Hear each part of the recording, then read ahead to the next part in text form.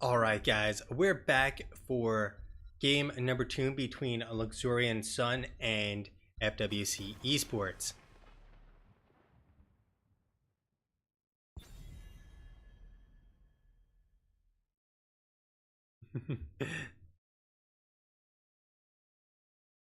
Chat being pretty hilarious for this second game. So we got Infernal Shrines and the map choice of Luxorian Sun. We got Muradin being banned out along with the Genji. And a white main alongside of the Diablo. This is going to put a damper on the tank pool alongside of putting a damper on, well, any more Genji action that we'll be seeing this evening. You saw him one game and you won't be seeing him the rest of the series or any series ever again, possibly. So at this point, Urel is going to be the first pick here, so I wouldn't be surprised to see Deckard Cain now as an immediate pick for Luxorian Sun, as he is a pretty potent support that I feel like is worth taking now. But they're actually going to go with Maiev and Jaina, trying to get a wombo combo going here. I don't know how I feel about giving Deckard Cain over to FWC eSports because he's still a good support. And if we take a look at the support picks, they picked Deckard Cain 4 times. He's actually the second, or sorry, between him and Merlin, those are their highest picked heroes. So not picking him seems kind of wild. Deckard Cain is going to be banned out in ETC and Kel'Thas. So the ETC pick is interesting. They don't have much to interrupt ETC. And with the Warden's Cage, ETC can turn it into the opportunity to actually make it a nice mosh pit by having everyone group up ready to go there. So the Blaze ban, definitely perfect because they already have a support. I mean, they technically could ban out another support if they were worried, but Luxorian Sun getting a Johanna and Alexstrasza, which means Mosh Pit is going to be very hard to land because Johanna should be in the front, and Alexstrasza should be in the back. And if they go into Dragon, they knock ETC away, and there is no more Mosh Pit available. The Kel'Thas is definitely a spicy pick. You don't see him nearly as much. In terms of actual pick rate, well, we've seen Kel'Thas once for FWC, and they lost with him. And we're going to see the Abathur and Samuro. This is really spicy because Samuro already was hellish for them to deal with. I'd like to see Dahaka perhaps so that they can get some global control here or some ability to soak multiple lanes. Instead, they are going to go with Malthea here. Now, ETC is really squishy, and this is a comp without a support whatsoever. So if they can lock down one person, well, they should be able to kill him on the side of Luxorian Sun. But this is definitely one spicy draft.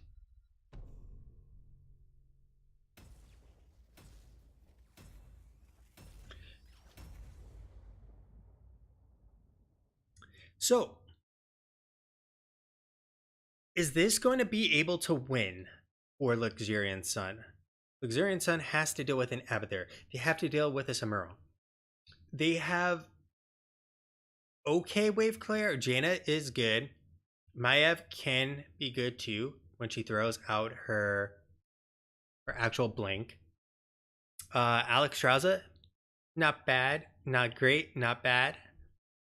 So they have some wave clear available on Luxorian Sun. But with Abathur getting soaked globally and Samuro getting soaked globally, is it going to be enough though to stay in the game if they get out soaked, especially for a first shrine? But we're now in the game, And we're going to introduce our two teams once again. We got Hayes on the Alexstrasza, Bay State on the Johanna. Electra is going to be on that Malthael. Rain on the Jaina once again, and we got Swoop on the Maiev, and that is going to be Luxorian Sun. On the other side, we got McNulty on the ETC, Croven on the Kel'Thas, Flyest Raven on the Urel. Then we're going to have a Reb once again on that Samuro. And finally, we're going to have Axon on the Abathur. And in the meantime, they use that Samuro to distract them, and well, they're getting a lot of value, as Urel can tank this up much better than even ETC can. Swoop coming on in and not going to get anything, does dodge the power slide of McNulty, and well, they get themselves a little bit of a cheesy start here. And Reb is going to pick up a Way of Illusion again. We have the Progrock, we have the Mana Addict, we have a Regenerative Microbes, and well, that's the key to making this comp work, is the shield build. Other side, we have Laws of Hope, Fingers of Frost, Bonds of Justice, On a Pale Horse, and Live and Let Live. Reb showing off some Master Samuro playing, but has nowhere to go at this point. They've caught him out. Croven providing the peel. McNulty ready to come on in, and Reb will just manage to make it out thanks to Croven. In the meantime, we got Electra trying to clear these waves as best as she can, going to rotate down in order to keep that wave from crashing in. And it looks like they'll actually have Swoop, but Swoop will get dismounted and they'll lose a few minions in the meantime. And the macro pressure from FWC eSports is looking really good right now. At this point, it's already showing that Luxorian Sun is not able to keep up with both the Samuro and the Abathur. They don't have enough wave clear to really put a dent in this. Swoop coming on in, cuts a big pull ready, but with the CC train on him, never able to pull anyone. Croven will be going on down. The Condemn from Bay State, they pop the Dragon, which means Dragon is actually down for the next objective. Or sorry, I guess the first objective, which I'm not sure this was the time to pop it.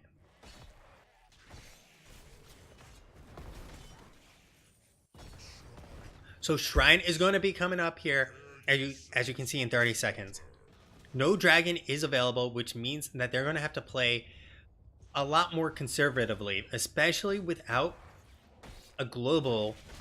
Abathur will continue to soak. Samuro will be wherever he wants to be, and they can delay this endlessly, really, and then they can go in, but they want to get as many as possible before Dragon Queen is ready to go. We have the Arcane Intellect. Oh, this is really weird. The Arcane Intellect. We have the Conviction. We have a Blade Dance. We have Die Alone, and we have Exuberance here. We got the loudspeakers, the Mirage, Energy Roll, Swoop, getting picked on up by Croven with that Gravity Lapse. McNulty coming on with a nice slide, and Flyest Raven connecting with the hammer, slowing him down, but taking a lot of damage. The Blizzard, and the knockback, though, going to keep Flyest Raven alive for now, and McNulty with a beautiful power slide, keeping his team alive, and Croven coming on in with a big Gravity Lapse, but it's not going to matter. At this point, though, the Punisher is very likely to go over to a Luxorian Sun. Flyest Raven coming on in, but the lift with Croven. Swoop manages to avoid the bomb, but spreads it to Johanna. Swoop just barely surviving, getting on out, 38-15. Electra will finish this off. Punisher picked up, but Abathur getting so much value. They're nearing 7. He has to back up, though, Axon. Does avoid every mine. Oh, he's very far out. Electra is actually not going to even bother, just clearing this up in the meantime. So this will help them get to 7, but they're behind in the XP wars as it is right now. Flyest Raven very far forward. They're actually going to retreat on back despite having a wave there and the Punisher. McNulty going to just slide right on back. Really, the name of the game is to delay them and get the waves pushed on in, as they have both the Samuro and the Abathur. As you can see, Abathur soaking this lane up for free. We have Electra coming on in. There's the pull onto McNulty. Going to tug him on back. Reb coming on in. McNulty getting really low. There they go. They pick up a kill. They pick up a second kill. And this is going to really help them keep up with that macro pressure. I mean, 2 dead bodies. Hard to macro a 3v5 situation at this point. Because now they can soak every lane without having to worry about people bouncing around. Electra is juking and jiving, but Flyest Raven might actually take him down. Rain coming on in. Bay State will peel for now. Rain still able to be there, but unfortunately dismounting before being in range. So the Arcane Intellect, a very odd choice in comparison to the normal full Q build. I'm assuming this is in part they want to keep topped off because of the macro pressure. Condemn coming out just a hair too late to be able to pull McNulty back during the slide. McNulty here already at half life though. The gravity lapse. McNulty trying to hold this point. Flyest Raven on the backside, but he's going to have to back on out as ETC is not the tankiest tank in the arsenal of warriors. So they managed to take the bot. They're nearing 10, and this is what they need in order to win the next objective. Get the 10s. Pick it up with that advantage and not worry about the macro pressure.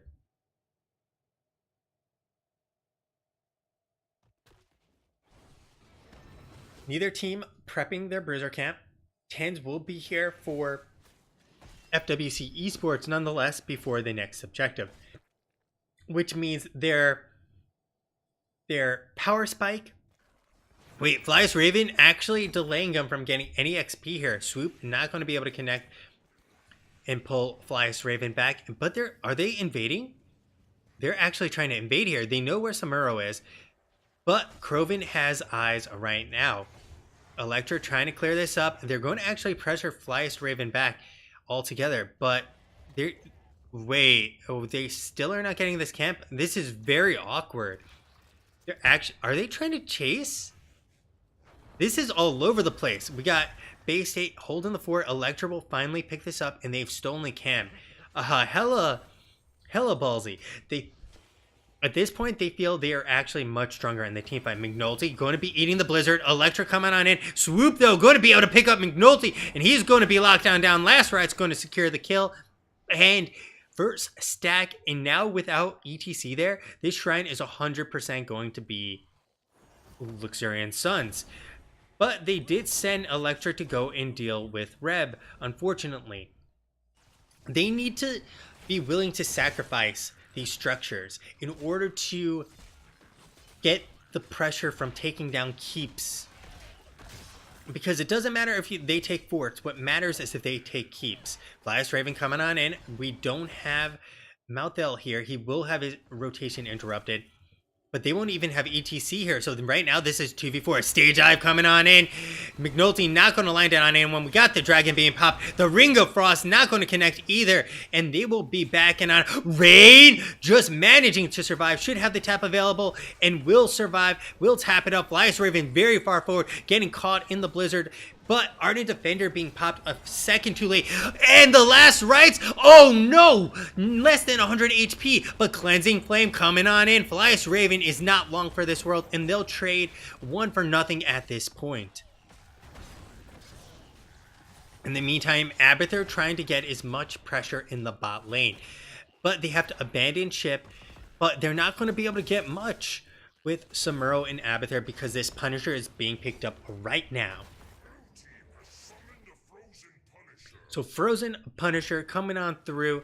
This is going to be critical to get as much as possible so that this macro pressure that FWC eSports has been dishing out is going to be completely neutralized when they take a fort of their own and potentially take a keep here. They're going to take the lead in XP by hitting 13 very shortly. We're going to see Samuro in the bot lane. Malthale doesn't really siege, but he can clear, as you can see. So they are still 4v4 4. And, well, they have the engage. There's the Warden's Cage, the lockdown. Punisher is there as well. And there is no Ardent Defender available. Flyest Raven getting tugged back in. Stage dive coming on out. Lux. Rain is really low. Rain will survive. That's another kill for him, though. The stun on ETC. And Croven will not be able to get the gravity lapse to get anything else. But they get themselves 1 kill and the entire front wall, pretty much. So, macro pressure is down, and that is going to be a real thorn on the side of FWC eSports here now.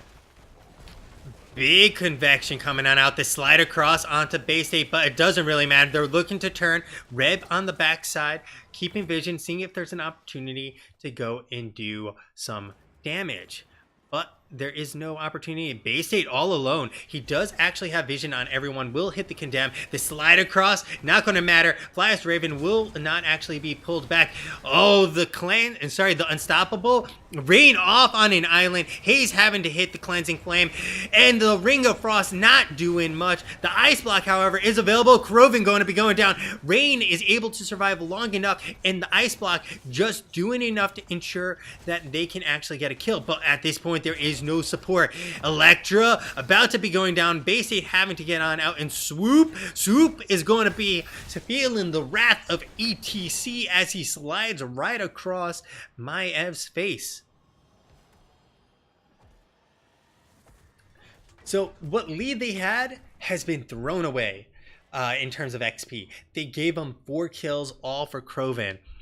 And the fact that they tried to help Base State was definitely not the play to make. In Swoop going on in, well, none of those plays were the plays to make there. Basically just walk away, call it a day, and just keep getting, team fights when you want them on your terms.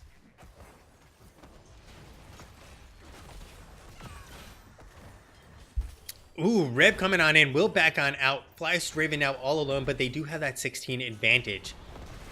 16s, we're also going to get the aggressive shredding, press the attack, Ignite, adrenaline boost, and Holy Wrath. We had Aldor Peacekeeper, the Soma Transference, Mic Check, Jukuchi, Pyromaniac. We have Holy Fury as a choice here. I don't think Holy Fury is honestly ever the choice in my opinion. But the lockdown onto Reb. He is stuck in the Warden's Cage. The stage dive onto the backside. And they're going to lose Rain for now. The stasis not going to matter. Base State is all alone. Reb hitting him in the face with that staff. And Hayes is going to take to the air to try to keep his team alive. Flyest Raven getting low. Use that Ardent Defender already. Croven trying to pick someone up. Not going to lift him up with the gravity lapse. And they will be making it out for now. Base State has the bomb. Needs to watch out for spreading it. But will get the heal. So it is a 1-0.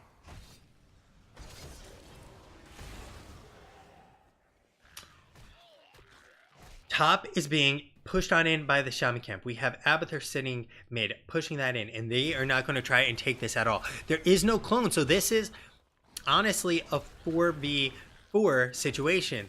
Or, well, I guess a 4 versus 4.5, and they now have all 5 members up. So giving this up completely and letting it march to their keep on equal talent tier may not be the best decision. They will pick up the Shaman camp to try to alleviate top pressure, but top pressure is not what I'd really be concerned about right now. It would 100% be the Punisher that's going to be coming on down alongside of these Mercs.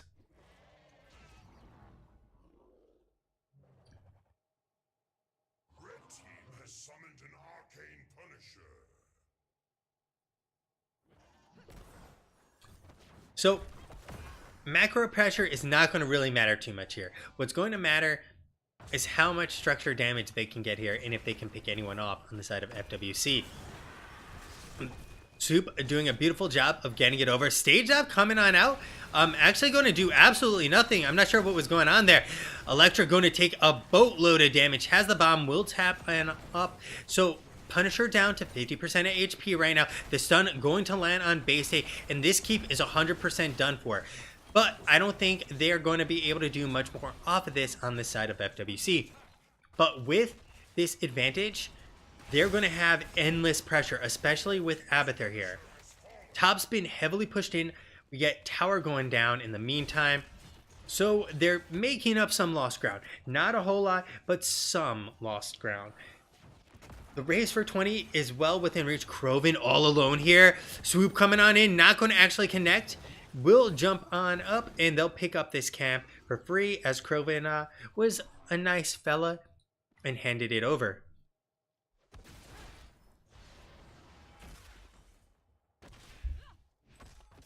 So 20s are closing on in for FWC. They just need to keep Abathur in the bot lane, let him keep that pressure up, and they're actually looking for this fight right now, Luxorian Sun, not wanting to be in a do or die situation of 20 versus 18 or versus 19. Hayes, oh my god, Hayes just being heavily chunked there. Basically down to half-life. And at this point, they're going to have to play Ring Around the Rosie, because FWC knows exactly what they're doing of being as safe as they can. Flyas Raven is going to be walked on back, locked into the cage, has nowhere to go now. McNulty coming on and hot. The Phoenix is going to drop on top of them. The Blessed Shield, the Root from Rain, and they are being obliterated from that combo. Cleanse and Flame coming on in as well, and that is 2 members of FWC eSports down now. Core is going to potentially take some damage here. We have 2 catapults on it, but the wave will be cleared up, and so the minions are working on it immediately. So they need to get lost ground here ASAP. You can see Reb trying to do his best to keep up the macro pressure. They need to just go for this keep. They have 30 seconds. They'll have the shaman camp, and they'll have a wave here. Soup already working on the well so that they get full value out of as much as they can. Stage dive will be available as well. Swoop coming on in will take some damage. Not going to really matter. Base State going to clear this up to ensure the minion wave focuses 100% here as well. Now, Keep is down. 20 is here for the side of FWC. They're working on getting mid, but it's not going to really be all that much they're going to get here on FWC, with bottom pushed all the way, top now counter pushed all the way, and mid being really close to the bot wave as well. So 20s are going to be here. FWC is in, well, both teams are in a do or die position. FWC in a little bit better because mid lane is not actually taken down at this point, but this is still going to be an 18-minute plus Punisher. So really, they need to clear up as much as they can. You can see McNulty is doing the same exact thing. He did pick up the Echo Pedal for that stage dive, which means that he'll be able to clear this up relatively easily. Mid is also heavily pushed in part thanks to that Abathur, which means that they will not have the vision that they so hope to have on Luxorian Sun.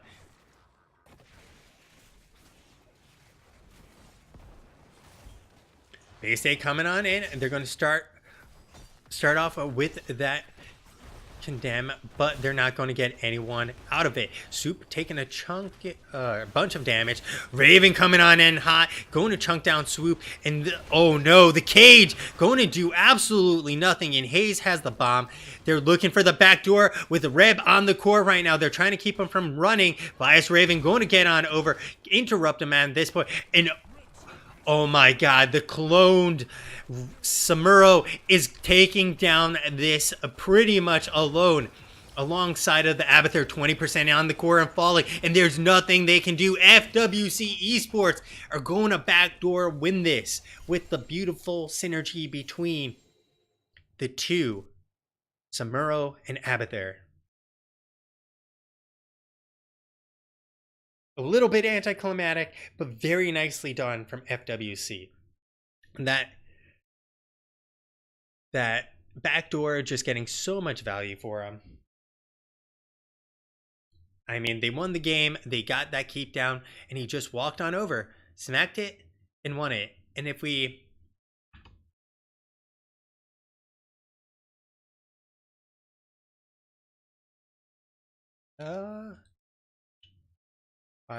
okay, there we go. And if we take a quick look at some of the numbers here, Kroven doing 63,000, almost 63.7k thousand damage. Axon getting 43,000 damage. Maiev, played by Swoop, 36.4k. And obviously, the Arcane Intellect did hinder the Ice Lance damage because there's no pierce, which means you get a significant reduction. We still had Icy Veins though, with the Numbing Blast as well. And finally the Ice Blink there. Now, Kroven definitely was doing a serious amount of work. Really, really what it came down to is Kroven and the soaking being done by both Urel, Samuro. Well, actually, Abathur not getting that much soak when it was all said and done.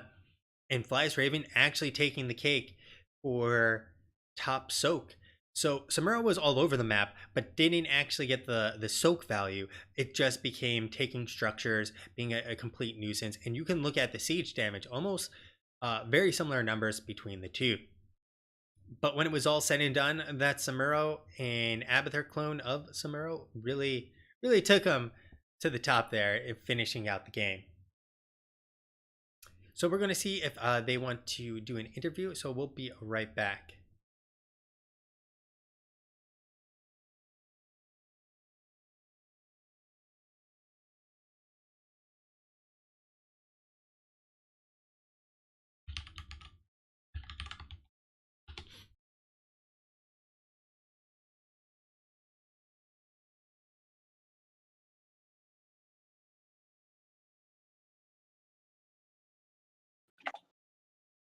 Hey, what's up? Hey, I'm just switching scenes and we'll be good to go. Cool.